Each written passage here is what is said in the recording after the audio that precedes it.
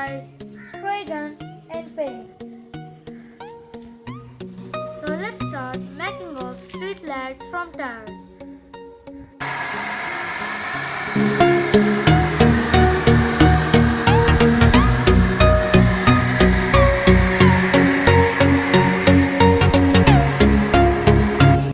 We have just painted our tires.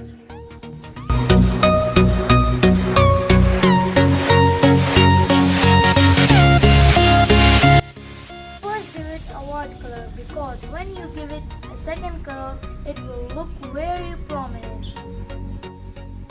Now we will give different colors.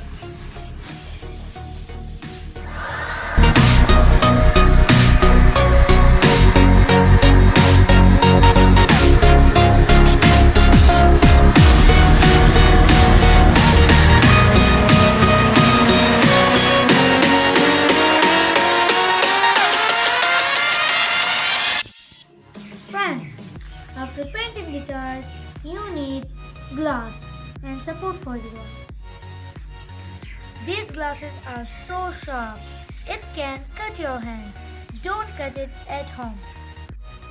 I bought this glass from the market. The professionals cut it with their tools.